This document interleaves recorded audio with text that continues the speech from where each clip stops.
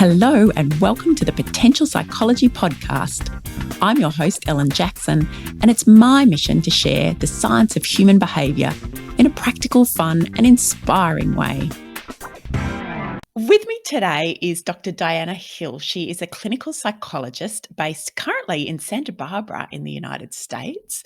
She's a fellow podcaster, and it's always lovely to speak to a fellow podcaster, and an expert in acceptance and commitment therapy, otherwise known as ACT. And we've spoken a couple of times now with guests about ACT on the show, but it's one of those fields that is so fascinating and so powerful. And I certainly, for one, as a coaching psychologist, am really still building my understanding of it, that I thought, oh, look, another great opportunity to have a conversation about ACT and in particular psychological flexibility.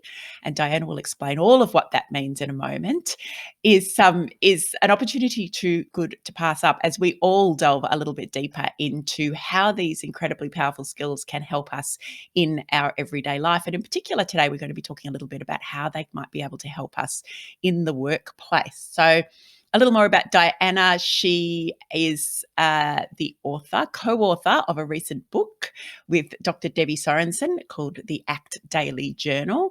And it is a toolkit really for breaking down psychological flexibility into an 8-week program. So something to think about, and we'll mention it again at the end, of course, as you become intrigued by the tips and tools and strategies that Diana's going to share with us today. A useful toolkit for being able to put some of this into practice. So welcome, Diana. Thank you so much for being here with us. Well, thanks for having me. I'm really excited to chat with you about ACT and, like you said, how to bring it into our daily lives, because ACT is best done regularly and frequently so that it's a skill that you learn that's practiced over time to build your psychological flexibility, like you mentioned. Yeah. Yeah. And so could you just give a really brief overview of ACT as a therapeutic practice, I suppose, and then we'll start to talk about what that does look like in daily life for the majority of us. Well, and it's interesting you use the word therapeutic practice because it's called acceptance and commitment therapy, but it's also called acceptance and commitment training when we're thinking about it in the workplace or when you're not in therapy, because not only is ACT beneficial in these 6 core processes beneficial for things like anxiety and depression and chronic pain, it's also really beneficial for things like being a more effective parent, or for not getting so burned out at work, for performance as an athlete. ACT is being used with Olympic athletes. And it's really about how to flourish in your life as a human, given the human mind and the things that trip us up about the human mind, and really get yourself moving in directions that matter to you, that are aligned with your values. So it's a behavioral psychology, is really steeped in behaviorism, but it incorporates a lot of acceptance-based approaches and values-based approaches to really living well. Perfect. So I'd not heard of it in that, using that terminology, acceptance and commitments training, but I think that does sound, well, certainly perfect for our audience today. But as a workplace psychologist, to be able to take the word therapy out of things is, yes, in terms of acceptance of what it is you're talking about, makes a big difference. And while we're talking about acceptance, Diana, can you just, because this is a concept, I suppose, that I know some people struggle with a little bit around what exactly do we mean by acceptance in this context? Yeah. Well, acceptance is one of those 6 core processes that build your psychological flexibility. And when we talk about acceptance and ACT, we're not necessarily talking about approving of something that you don't like or allowing something to happen that is unhealthy, right? But it's more about accepting the difficult thoughts, sensations, emotions that can show up under our skin when we are pursuing something that matters to us. So, I think folks can think about in the workplace, there's all sorts of things that you may want to do, even just starting a podcast or pursuing, asking for a raise. Doing things that you care about often require stepping out of your comfort zone. And when you step out of your comfort zone, there's going to be a whole slew of thoughts that show up. There's going to be uncomfortable emotions that show up. And acceptance is our capacity to really get curious, open, and allow and be willing for that to happen without getting bogged down or entangled in it. It's Mm. more about curiosity, I think, than anything else. Yeah. So I that's the love that acceptance part. reframing. Yeah, I love that Mhm. reframing about the curiosity because I think, yeah, a lot of times when I've heard people talking about acceptance or the pushback perhaps that I've seen regarding acceptance has been this idea that I just need to accept what's happening to me or I have to accept a set of circumstances. And of course, it's not about accepting any of that at all, is it? It's about getting curious and starting to get, well, you said comfortable, which I think is probably the right word. Takes a while to get comfortable with the uncomfortable, but Yeah, being and able it's to. not even yeah, I would say it's not even getting comfortable, it's making space for it, right?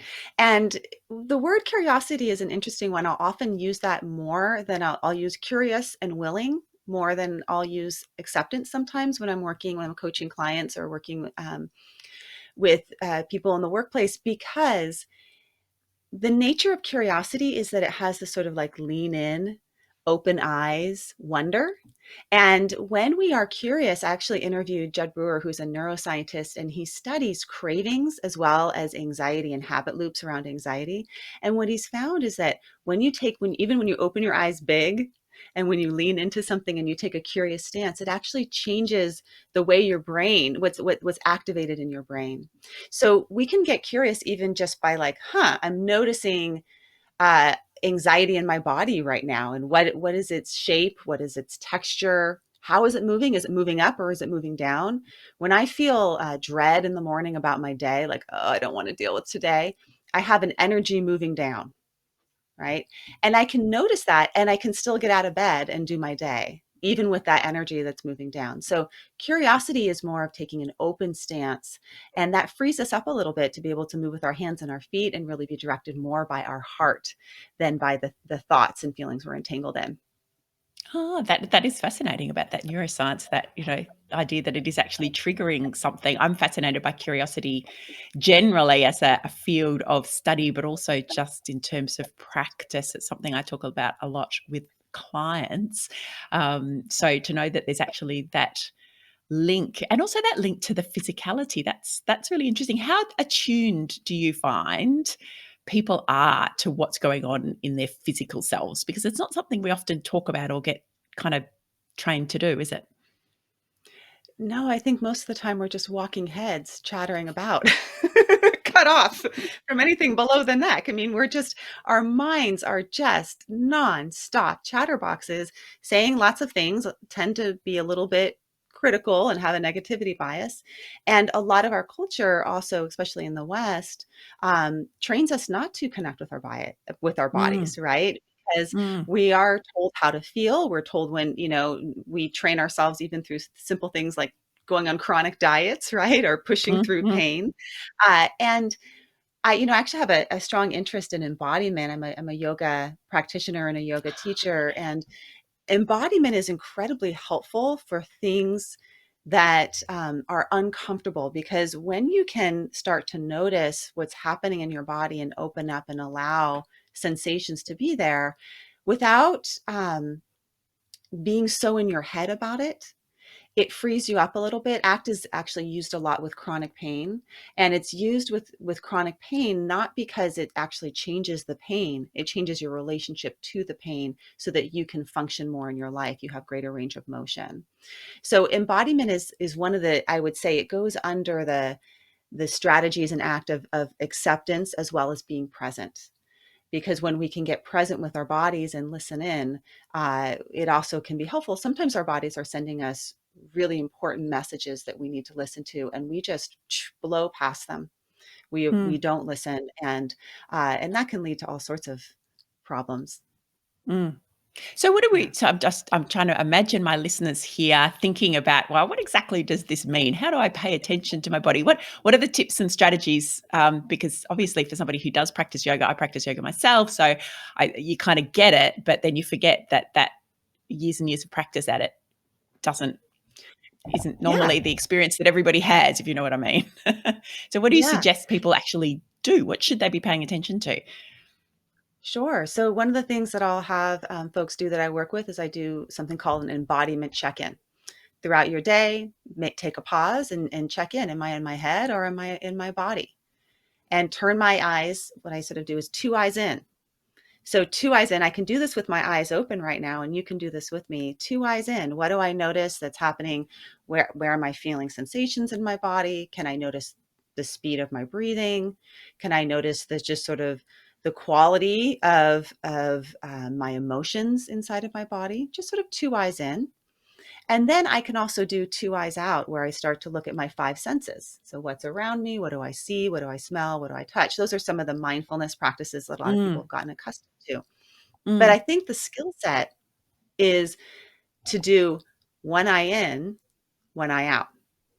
So if I'm in a conflict with somebody, oftentimes I'm just way up in my head. I'm not in my body, and I'm also not engaging with the person that's in front of me, right? So I can keep sort of grounded with one eye in, okay, just noticing my body, noticing my breath, staying present in this moment, but also making contact with one eye out, listening of what the other person is saying, and not being so caught up in my head about what I'm going to say next.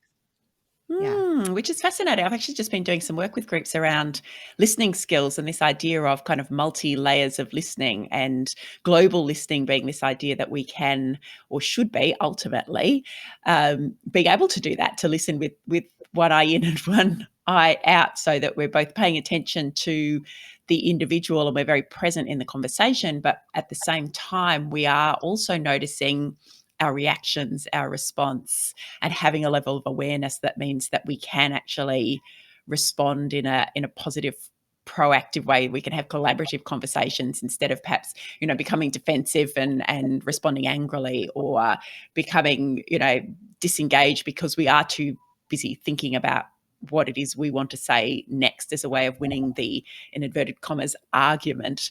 So it really equates to that, doesn't it? This idea that we can, with a bit of skill and practice, learn both things, or pay attention to both things at the same time.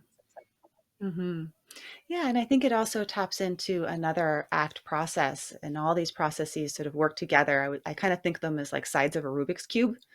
You're working on one side, but the other sides are also getting worked on too, Yeah. right? Good So way to put it, isn't it? one Yeah. of the, I think, most valuable processes, especially when you're talking about conversations in the workplace, so you're working and just trying to problem solve something together, is perspective taking. And the process of perspective taking, we actually, as humans, we develop the ability to take perspective when we are able to tell the difference between me versus you, so self versus other, and also tell the difference between here versus there, and then versus now, right? So we can start to tell these different aspects of ourselves, that we are separate entities from another. But that separation can often cause a lot of problems, because we can get stuck in our own heads, in our egos, in ourselves, and we can create self stories about ourselves. We create mental models. Our minds just do that because it's easier. I mean, in when you talk to neuroscientists, they'll just say, like, we have lazy brains. Basically, they'll find shortcuts for anything, and so we create these mental models about ourselves, like, I am this, I always that, you never this, you never that, right? And they can be positive or negative. But what happens is, when we don't have the capacity to take perspective on our own models, we get in these really narrow viewpoints, and it really limits both our collaboration, our critical thinking, our lateral thinking of being able to think outside the box, which is so important for creativity and innovation. And so one of the things I'll have folks do is, like, and you could do this with me, Ellen, is in ACT we physicalize things a lot. Mm-hmm. So imagine, so I'm putting up my two hands like they're like two O's. And one of the O's may be like a belief that you have about yourself, that you get kind of like, it kind of trips you up at work. Some people, it's like, I'm bad at math, or I'm bad at writing, or whatever. Mm-hmm. And then another O would be a belief that you have about yourself that makes you feel a little bit superior. I'm always on time, or I always, I'm always a little ahead of time, or whatever it is. This is like a positive belief and a negative belief. Okay. Do you have two? Would you be willing to I'm share? just trying to think while we do this. So something that I know I'm not very good at. Well, I always say that I'm not very good at detail. So, getting Good. things, good ideas, but when it gets to the detail, not so good. So, okay, I'm not very good at detail. And then something Uh-huh. I am good at is, it's always hard to talk about. It's funny, even as somebody who encourages other people to talk about their strengths, to talk about them yourself publicly doesn't feel all that comfortable, does it? So I am It could be a skill. good. Yeah. Yeah, I am good at, I'm good at seeing all the different sides of a situation. So that is one of when I do the Okay. VIA strengths, judgment is one of those. So being able to kind of look at a situation or an issue from a number of different perspectives. So, okay, so I've got my Okay. two O's. You got your two. So you have, I'm not good at detail, and I'm going to like Mhm. exaggerate this because it sounds like you have some flexibility with it. But if you were pretty inflexible, you'd have this belief: I am not good at detail, and I am good at seeing the whole picture. Is that the Yep. big picture? Yep. Okay. Sounds good. Yep. So we're gonna put those up to your eyes like binoculars, For and you those can listening imagine that in, you're Diana and walking I around. are actually sitting here with our hands up to our eyes like You binoculars. have You'll to have be to watch this willing on the here. This is YouTube video. acceptance. Yep. Acceptance and curiosity. Okay, what's going to Yep. happen next? So you have the I'm not good at detail, and I'm always good at seeing the big picture. And then you can Mhm. imagine you walk into a work situation and you have these goggles on, and someone comes up to you and has some kind of feedback for you about how great your detail was, or Mm. how you need to look at the big picture a little bit more, like something that sort of Mhm. is Mhm. against these Yep. two beliefs. How well can you see the periphery and the person around you right now if they were to come up and make a comment to you about these belief systems? Yeah, no, I'd be really, really kind of tunnel visioned. I'd be like, "What? What? Tunnel This vision. yeah, Yeah, this doesn't seem exactly. right." Okay. So now here's what I want you to do. I want you to take those two beliefs and I want to move them away from your face and put them in front of you. Mhm. And I want you to look at this belief, I'm not good at detail, and open up your hand a little and close your hand and open it up a little. Sometimes I'm good at detail, sometimes I'm not. Depends on the context, right? And then open up this hand and close it. Open up this hand. Sometimes I see the big picture, sometimes I'm not. Depends on the context, okay? And then you start to notice like there's some flexibility here.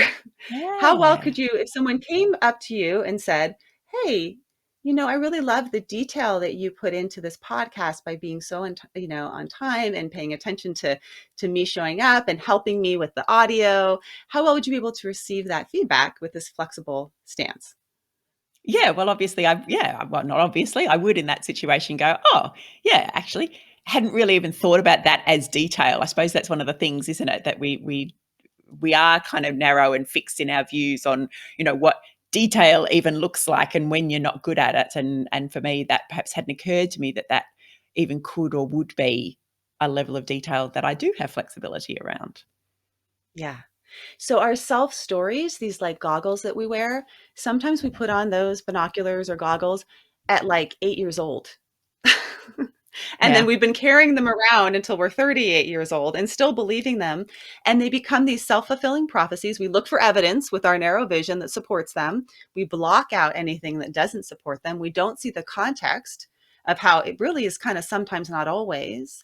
And they become sort of rigid ways in which we operate in the workplace, rigid ways in which they operate in our relationships. So, perspective taking in ACT, one of the first things that you do with perspective taking is taking perspective on your own self story.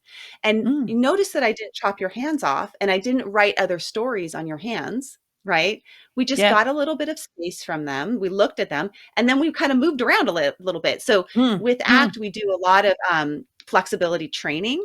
So flexibility training is even just doing that exercise. You had to be a little bit flexible, doing something Mm. different on your podcast than you usually do, Yeah. and Yeah, yeah, yeah. think creatively. Yeah. So doing that in Yeah. the workplace helps us first take perspective on ourselves, and then ultimately we want to do the skill of then taking perspective behind someone else's eyes, that sometimes other people have a story that they are caught in. And can we Mm. understand why that story is there? Because we Mm. develop self stories for a reason. Mm. And oftentimes there's like real reasons or like deep reasons why you may have a story like I'm unlovable or Mm. I don't work well on teams. I only work Mm. well on my own. That's my self story. I only Mm. work well on my own. So I structured my whole life. I have a private practice. I don't, that becomes a problem when all of a sudden you're working on a team, right? Mm. Mm. So yeah, so that's one of the processes. Yeah, and I love the actual physical acting in that acting. So I've used a kind of bit of a pun there on the term, but the physicality of using your body and looking through your fingers as binoculars, because again, it does access, I suppose, and I'm no neuroscientist, but different elements of your brain, and it's just not something that we do all that much. As you said, we tend to be these walking heads. So, just being able to be a bit more physically present with your hands and your body, just it does feel different. I can say that now, having just done the exercise with you. Well, it's what it's doing there, and it's intentional. And in ACT, there's a lot of these kind of weird things that you do, but they're intentional. It's getting around language. Because Mhm. I could have an argument with you about your self story all day long and say, well, Ellen, but you are detail oriented. Really, I just really see how detail oriented you are. And I could give you the long list. It's like telling a woman that she doesn't look fat in those pants. You can say it like a million times over. And she's like, yeah, you don't understand. I feel this way. So Mm, trying mm, to argue against someone's self story, and that's also sort of some of the older models of CBT, which were a yeah. lot about trying to change your thoughts or dispute Evidence thoughts or testing, and find yeah. evidence that Mm, support or don't support thoughts. The mm, nature of doing that is really interesting because in some ways, as soon as you start to dispute something, there's a resistance and pushback from that mm, very thing that you're disputing. mm. And it actually increases the very thing that you don't want to think about. So, I mean, Yeah. there's What we like focus on science around grows. this. Yeah, there's the white bear experiment where people are brought into a lab and told not to think about a white bear, and that's like the very thing they think about. But we've all had that before. It's like you've tried to like cut out carbs, and all you can think about is, Mm, the candy bar on the counter. So mm, then the mind doesn't like to be controlled. And when we use physicalizing or kind of these playful ways, these little exercises, which Debbie and I include a lot of them in our book, we can get around the tricky mind that is problematic with thought. mm. Yeah, Yeah. and even that notion, as soon as you started talking about flexibility and watching your hands move backwards and forwards and open and close, it was like, yeah, I can open and close. I can change. Circumstances are different, and there's adaptability in there that perhaps isn't consistent with just that logical, analytical, head-based view of how I operate as an individual, I suppose. Yeah. So So, that's one of Jan, the core processes. Go ahead. yeah, well, that's exactly what I was about to actually ask you. So we've got these 6 core processes, and we've talked a little bit about the acceptance and the perspective taking. Tell us a little about this notion of psychological flexibility, because it's a kind of a strange term, isn't it? I think perhaps it might be meaningful to psychologists and some, but perhaps is just very odd to others. So could you just delve into that a little bit for us? Yeah. So psychological flexibility is all the processes together. So if you think about that Rubik's Cube again, it's being able to engage and respond to life as life shows up, flexibly adapt while staying true to your values that are personal and chosen by you. And when you think about something like psychological flexibility, I mean, I think one thing that's been fairly universal is we've all been through a pandemic, no matter where you are in the world. Mm, The pandemic has impacted different groups differently and different places of, different parts of the world differently, but we've all pretty much been through a pandemic. And when they look at some of the research that's coming out around the pandemic, around psychological flexibility, what they have found is that folks that were able to open up, allow, get sort of cognitively flexible, think outside the box, and continue to pursue what matters to them during the pandemic fared better in terms of lower suicide rates, lower anxiety and depression, as well as were better parents, less spillover effects mm. of Mhm, stress onto mhm, the family, less marital discord, right? Because you can think about that during the pandemic, the places that you were not flexible and how that caused problems. I mean, flexibility in the workplace. Oh my gosh. There was me, I was meeting with clients who were in their bathroom, in their car, right? I had to flexibly adapt to figure out how to work with somebody on Zoom that is talking about trauma. That was very new for mm, me to work in this mm, environment. And I know that all the listeners here can think about all the ways in which they adapted flexibly because it was linked to something that they cared about, that they pursued. And then also all the ways in which we didn't adapt flexibly mm. and what the consequences of that. were. And some of those consequences are some of the darker sides of the pandemic that we're also seeing in terms of what's called the second pandemic, right? The mental health implications that we're seeing. And everything from we see increases in drinking. And it was interesting, it was like something like a 23% increase in alcohol use to cope. But among parents of school children, elementary school children, it was 50% increase That in was alcohol me. use. That was me. I'd done so well at reducing my alcohol intake to, a couple of glasses of wine a week, having gone from somebody who drank a glass of wine every night in the latter Yeah. part of 2019. And then come March 2020, it Yeah. all crept, not to a problematic level, but certainly around just re-engaging in those habits that were old habits that I'd tried to change. And I'm only just getting back into shifting those habits back to something more like what I want them to be at the moment. Yeah. Yeah. And so, and we can think of them as habits, but we can also think of them as emotional avoidance strategies. Mm. Yeah. So experiential avoidance in ACT is the opposite of psychological flexibility. And experiential avoidance is something uncomfortable is showing up, like the stress of COVID, and I'm doing something to get rid of that feeling that's showing up. Mm. Mm. Now, the way that I like to think about it, so here in the US, we don't have a lot of roundabouts, but it seems like people are starting to plop them in all over the place. You know, a roundabout when you get in a Yeah, car and yeah, you yeah. go around. Yep. We And have lots of them and here. we get okay, we don't have a lot of them. And when you plop one in somewhere in California, the Californians get really confused and they get scared.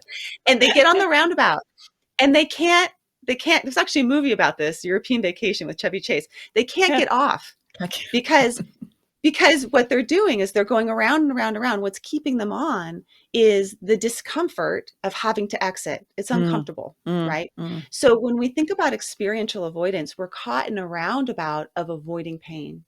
Mm. And we do it in big ways, like drinking, that's like an obvious one, but we do it in subtle ways, like working a lot. Some people move to working and striving and doing and perfectionism as Mm. a means to avoid the discomfort of their lives, right? I work Mm. a lot with folks that I spot that a mile away, right? Mm. Or we pick up our phones and just, I'm kind of like uncomfortable with my partner. I don't really know how to connect with you. So I'm just going to like scroll, you Mm. know? Mm. So experiential avoidance is when we get caught in the roundabout of turning away from that discomfort of having to be in our life. But what's Mm. interesting is that ACT sort of helps you take the exit, right? And the exit is uncomfortable, but then it frees you up so that once you're off the roundabout, now you can go anywhere you want in town, Yeah. Yeah. right? You're free to drive and do things like apply for jobs or, engage in a work project that you have a feeling of imposter syndrome around, or, that you have a lot more freedom to move when you're willing to accept and open to the Mm. discomfort of living. And that's where you grow. And that's where you grow. Yeah. Yeah. Yeah, that's so, and I guess it's been interesting actually. I've been having a lot of conversations with clients, coaching clients and workplace clients around this notion of noticing when you're uncomfortable, because I think one of the things that we often do when we turn up at work is we put on this, I call it, because I work with a lot of managers and leaders, so I say put on my manager hat, this kind of identity that says, this is what I do. This is how I operate. It's not a particularly flexible identity. I don't think oftentimes it is a kind of I'm the manager, I'm the boss. I need to be able to answer everyone's questions, solve everyone's problems, make things happen. And then when we're in circumstances where we can't do that because increasingly work is complex and people are complex and it's not a straightforward matter of just solving the problems and doing the do. And that is where people's discomfort begins to show up.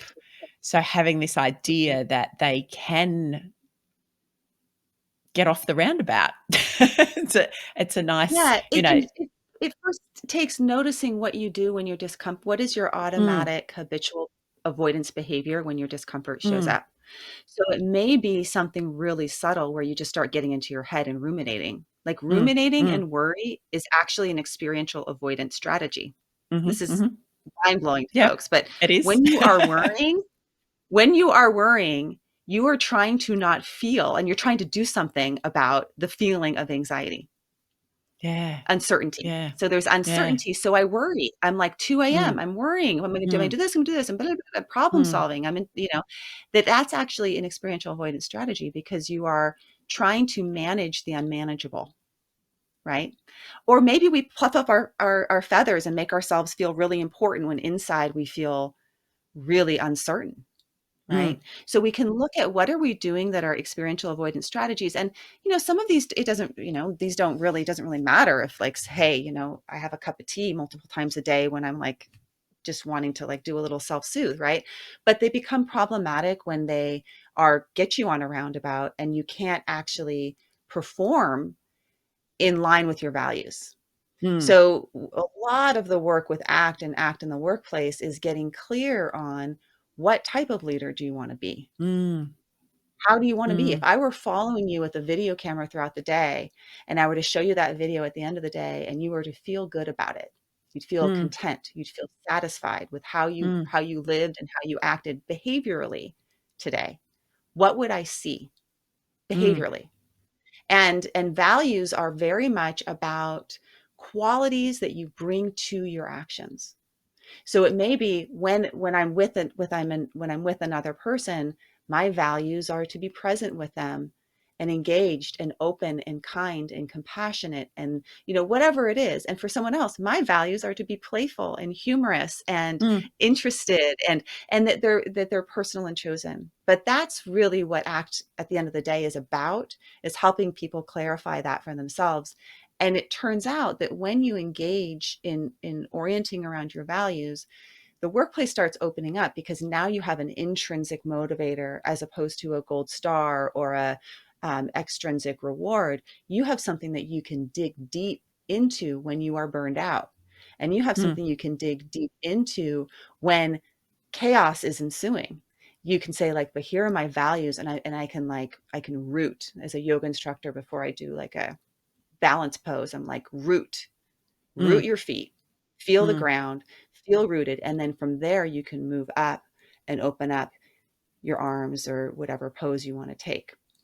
Yeah. Mm. So it's really grounding, isn't it? To be able to have that clarity around who I am, what I stand for. In this case, what kind of leader I want to be or what kind of parent I want to be. It's not dissimilar, is it? This idea that if I'm really clear, then it does give you that grounding to then make decisions from there. I'd call it working from first principles, I suppose, rather than just getting tossed about from the latest fad or the latest or what somebody else thinks I should be doing or what I've habitually done. I'm imagining some of the people that I've worked with who perhaps have a value of wanting to be a really supportive, coaching, mentoring type leader, someone who's really bringing out the best in their people and wanting to see them thrive and flourish. And yet when things start to feel a little out of their control, their default is to try and grasp that control, and they become much more likely to be a bit micromanaging or really, try and just tell people what to do, or their anxiety manifests then into the workplace and makes other people anxious. And there's a disconnect there, isn't it, between what it is they say they want to be and how they are behaving. Yeah. And I would say that's normal. That's the human condition. I mean, a lot of Mm. times I'll use the metaphor in ACT. We use a lot of metaphors, and it's really helpful. Another way to use language to get around language. But I'll use the metaphor of like a musician playing a guitar or tuning a guitar. And so you can think about the domains of your life as like the strings of a guitar. And a lot of times when we ask people about their values, they'll say things like, I value my health, or I value my family, or I value work. Those are really the domains. They're the strings. How you play those strings is living your values. And sometimes they get out of tune. And actually, just a guitar sitting around gets out of tune, right? But when a musician goes up to play, we give them time to tune up. We don't rush the musician. We're like, take your time. We know it's going to sound a lot better if you tune that thing, right? And that it's important for us to give ourselves that time to tune up. And the tuning up is you play it and then you listen and then you make adjustments and you play it again and you listen, you make adjustments. And that is for the rest of your life. And Mm. only you know when you are out of tune. right? Only you really, really know, so people can tell you like, whoa, that didn't sound so good, the way you just did that. But really I would say it's a yearning inside for us as humans to feel in tune with our best selves, really, and in the important domains of our life. But Mm. what pulls us out of tune often is that experiential avoidance stuff, like uncomfortable thoughts Mm. and feelings and sensations. And so all of a sudden we're like, doing our thing. So we can keep coming back to tuning into our values and then acting from that place in our heart. And I would say, just like I said, those, there's all those strings of the guitar and you play them together, that they do play together. So how we are in the workplace and how we are at home. I mean, if this year taught us anything, it's like, well, those aren't that really that different because my Mm. workplace is my Mm. home. Yeah. And how we take care of our bodies, one of the things that I'm really interested in my own values around work. I'm a yoga instructor and I'm a therapist that sits all day. And so I'm like, I really want to bring some of my values of caring for my body into my work. How do I get creative to make that happen? This Mm. is important to me. And so I Mm. do things, I do this, there's a concept that I sort of talk about called values rich living, which is living out many of your values at once. So for me in the workplace, one of the ways that I adjusted that so that I could move more is that I sit on the floor so that I can move my legs. I sit on cushions. I'm at, like, if I'm seeing a client in person, I sit on cushions so I'm Mm. at their height, but I'm getting up and down and I'm moving. I move between my sessions, right? I do movement with my clients, so that it's values rich, that we can start to incorporate how we want to be in these different domains, but also see that they play together. And the Mm. more that we can engage in lots of values at once, then we actually start to feel really satisfied in the Mm. work that we do. And I love how personal that is too, because and I suppose it's something around giving us permission to be really personal, to tailor this to our individual values, to not think that there is a cookie cutter way to do things. So for you as a therapist, there is all of that physicality because that is important to you, and somebody else might do it quite differently because their values are different, and that's all okay. Hmm. Yeah, sometimes I'll say values are like favorite colors, where yours may be red Red. and mine may be How did you blue. guess? I just sort of guessed it, and you kind of, you live your values, right? And Yeah, so, yeah. and um, and red is not better than blue, and blue is not better than red. But when you see red, it activates something inside of you that feels Mm, right, feels mm, good, feels, mm, and uh, I think the other important part about values is because I'm talking about them in like this engaging, positive, intrinsically motivating way, is that values have a flip side, which is that they're intimately connected to what is most painful to us.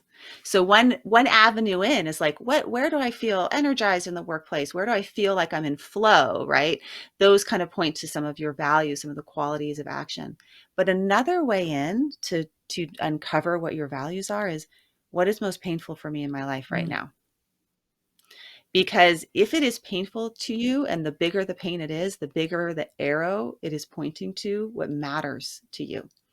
And so that can be really helpful, especially in the workplace when you're like struggling with procrastination. You are going to procrastinate on projects that have some degree of meaning and purpose to them. They are linked to something that you care about, right? And it may be like, just like there's drudgery around a project, but usually there's some kind of like, I care about what, someone is going to think about, my performance on this, or this is like a really, really big project that is important to me in this way. So you're more likely to procrastinate on things that matter to you. mm, And the things that matter to you, therefore, are not things that you should avoid. mm, mm. But it's you know understanding that, isn't it? I think that's where those Mhm. terms fear of failure and fear of success that, have been bandied around for a long time around, what prevents us from making progress towards things. Well, it's fear of failure. And then at an analytical level, it's kind of like, well, why would I be afraid of that? That doesn't make sense. But this idea of procrastinating around something that's meaningful to you because there's something there around your values starts to kind of unpack that a little bit, or it certainly does for me. Yeah, you can think about like procrastinating on calling someone back because it's going to be a difficult conversation. Well, what's the value under there? It's actually something that you Mm, care about in how that conversation will go, mm, right? There's something about mm. the relationship that you care about. There's a way that you want to be in that relationship. So sometimes we procrastinate because we set standards around things that are really high standards. And why are we setting really high standards? Because it's something that we care about. So we Yeah. set a high standard around it, right? Yep. And so that's where some of these acceptance and commitment skills come in, because the commitment part, which is one of the core processes as well, is about taking small committed action towards what you care about, even in the face of that difficulty, and Mm. seeing that, what is it that I care about here, and how do I want to be with this thing. And there's a good amount of research on ACT with procrastination and its benefits, in particular with procrastinating. Mm, So that commitment piece is one of these. This is one of these 6 sides of the Rubik's cube. Mhm. Is We're that working small our way around action? it. Yeah, we are. It's the small action, isn't it? I think that's often when we think of action, our brain defaults to big action and big commitments and big things we need to do. But it's not always about big, is it? No, sometimes it's about big. Sometimes it's great when you're motivated. This is BJ Fogg, his work. I love Mm, Tiny mm, Habits from BJ Fogg at mm. Stanford. Sometimes it's like your motivation is wave is super high. Go for it. Take that big action. Do your future self a favor and go big when Yeah. your motivation's high, because your future self will have a low motivation at some point in time. Mm, And when your mm, motivation is low, then you take small steps and you take tiny, like little tiny moves, but that are continuing to move in the direction of your values.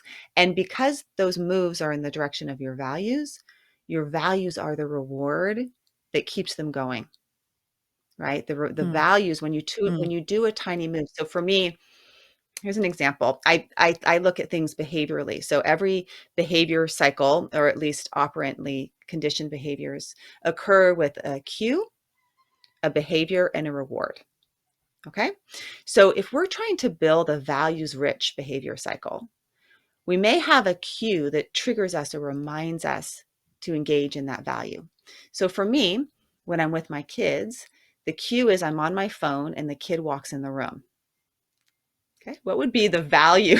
What would be the values-based behavior there? Most parents would say, put the phone down and look at your kid in the eyes, right? mm, But mm. oftentimes there's an uncomfortable thing that happens. It's like, oh, I want to keep doing what I'm doing. I'm finishing this email, or I need to get this text out, or I was just going to get that one more deal, right? So I'm going to open up, allow, and accept that discomfort. I'm going to engage in the value of putting the phone down and looking at my kid in the eyes. And the reward for me is intrinsically motivating, because I'm savoring the feeling of both connecting with my child, as well as the feeling of doing my future self a favor when my child does that for me, Mhm. because he better do that for me when he's 16. Right? So So here we go, values rich habit loop. It's just Mm, in your daily life, and getting mm, clear, what is my values here, and knowing what are the barriers for me to act on those values, right? mm, So the same kind of things we could do in the workplace. When this shows up, when this cue shows up for me, how am I going to open up, allow, and accept, notice my thoughts, but then turn my attention towards my value and then reinforce it by really savoring and being present with the feeling of engaging in what I care about. mm, And that mm, keeps the habit loop going. And we do mm, that in lots of different ways. And you start to see that your life starts to feel like, hey, I'm kind of acting and being the type of person that I want to be in the world. mm. So they're those wonderful upward spirals, aren't they? Where you get that positive reinforcement that is Yeah. authentic to who you are. And then, yeah, life spirals in a positive way rather than the negative downward spirals that we so often send ourselves in. Diana, I'm Hmm. intrigued to know, because I think quite often we use the term values, and it's not always clear perhaps to everyone how to, and I mean, it's been a life journey for me. I'm now 48, so I'm still trying to figure out, well, all this stuff. And I am, in inverted commas, an expert in the area. So for those people for whom they're like, I get what you're talking about, but I don't really know what my values are. What is there a simple strategy for at least starting on that journey of uncovering your values? Yeah. Well, it's tricky. I mean, sometimes we give people lists of values so you can just start Mm, to see some of the words that sometimes people associate with values. So it may be like I value independence, or I value compassion, or I value being humorous, or I value being present. Usually they're qualities that you bring to different areas of your life. But I really think one of the ways that I like to look at values for people is just to say, when you are at your best, when you feel like you're in the best version of you, like the version of you that you want to be, what do you like? How are you? We'll ask you that, Ellen. When you're at your mm. best at work, what do you like? Like, if describe that And to me. yeah, well, that's been something because I've been noticing. So I've started a new role in the last 12 months in addition to my consulting work. And it has been interesting because it pulls me all different directions that I'm not used to, because I'm a little like you know, like working on my own, that was always my thing. And now I've got meetings and I've got other people who need help and these sorts of things. And it's been really interesting trying to pay attention to that. Is where am I at? Where do I feel at my best and my most authentic and my most energized? And it's usually when I'm creating something.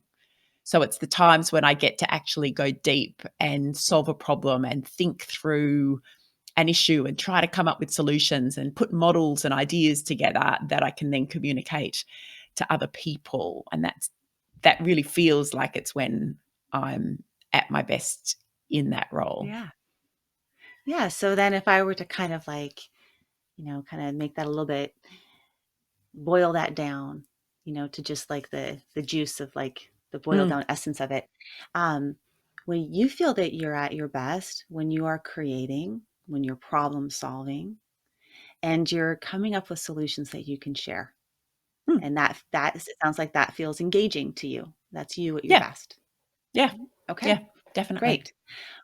When challenges arise for you in the workplace, and you feel like you're out of your alignment with your values, what does it look like? When you feel like you're not at your best, how would you know? That's, I think, when I feel like I'm being pulled from thing to thing and I don't ever get a chance to go deep into, and I'm conscious that there's these things that I need to get to that I'm not getting to because I've got meetings and emails and phone calls, and it's a difficult one because they're all things that are important. I think this is where I struggle. They're all important and I can see why they're important. I'm helping. I run a leadership program. I have 16 people. I want to be able to help each and every one of those individual people. I want to be able to support my boss in, strategizing around new stuff. I want to be able to do all those things, but the doing of them, I don't think really gives me that same sense of being my best in a way that creating does. Does that make Hmm. sense? Hmm. So, what can pull you away from that feeling of being engaged with being creating and problem solving is, it sounds like, tasks, like a lot of tasks and Mm, to dos, and sort of the mm, expectation that you need to go deal with all those tasks that can pull you away. And mm, oftentimes what someone may say is like, okay, well, so we just need to like change your workload. We're going to get rid of those extra tasks, and we're going to make it so that you don't have it, so you can just be at your best. But my guess, as you just said, I just opened up my career in this way to incorporate, there's more people, there's more, mm, mm, you're involved with more people. And my guess is there's probably something that you care about in doing mm. that. And that if we were to get rid of the uncomfortable feeling of like all these other tasks, it probably would be like, throwing the baby out with the bathwater. I don't know if that's a term they use in Australia, they use it Yeah, it here, is. but Yep. like throwing away this thing that you kind of care about too, right? Because you want to get rid of the bathwater. Mm, And mm, so actually in act, what we would say is, not, what if nothing were to have to change about your situation? You stayed exactly the same, but you were to take that value of you being a creative problem solver and bring it into these other areas. And mhm, we'd start to work on that, like how to bring that value of yours into the areas that you don't feel like you're able to use it mm. without work having to change. Because sometimes our workplace is not going to change for us to be like comfortably in our values, but Mm, we can mm, still bring our values to that. mm. And we're not going to spend a whole hour-long therapy session here together doing this, but that's what I would get curious about, Ellen. That's what I'd get like out Yeah. of the box thinking about, is how Mm, to bring your values, especially to the areas, like especially to when you go visit your in-laws and you feel like I can't handle this, or yeah. especially to when you're incredibly frustrated as a parent, Mm, especially mm, to when you feel like you're just at a dead end with work and you've got nothing left. That's mm, actually where I want those same values that you identify when you're at your best to show up, mm, that version of you to show up. mm, And it takes values. It also takes a good dose of compassion for yourself. mm, mm. Yeah, there's definitely an overlay to all of this around self-compassion and that, and I suppose that maybe links somehow to this acceptance that this, you know, is just part of the human condition. It's all very normal, usual, just living life, and that if we can get comfortable with that and give ourselves some permission to accept and live with that, but also make these changes, be flexible around it. Am I making sense? Try to kind of Mhm. piece it together in my That's head your as I head saying speak. that. Yeah. Yeah, so that yeah, am I making sense? That's such a common, I have that thought all the time in my head, is like, am I making sense? And that actually can derail me when because then Mm, I'll start mm, not making sense because I'm going to start trying harder to make sense. So, mm. you can just notice that. But yes, absolutely. And, Yeah. and going back to like, I feel like this is why I use the Rubik's Cube example, is that the purpose of a Rubik's Cube is actually not to solve the Rubik's Cube and put it on your counter. Because once the Rubik's Cube is solved, it's no longer fun. Yeah. Then no one can touch it because it's like, I solved the Yep. Rubik's Cube. Kind of a Don't mess it up. don't play with that. You're going to mess it up. But actually the fun part of the Rubik's Cube is the tinkering. Oh, look, I got Mm, these two pieces mm, together and then I figured out this and I was present here and I was perspective taking here and I just really feel like I was totally aligned and in my values here and I didn't let my thoughts get in the way there, right? So that's the tinkering of ACT. And you just moving around in a flexible way with this Rubik's Cube that is you, that has one life to live, and we can be a little bit more playful about the whole thing and not get mm, so rigid. And there's room to move. And you know what? If a side gets messed up, that's not a big deal. Just keep tinkering. So mm. yeah. So Yeah. we briefly tapped into thoughts, but that's what when I was saying that was your mind saying, am I making sense? That's just an Mm. example of something called cognitive diffusion, which is stepping back from your thoughts, not taking them so seriously. Okay. And paying attention to Yeah. them.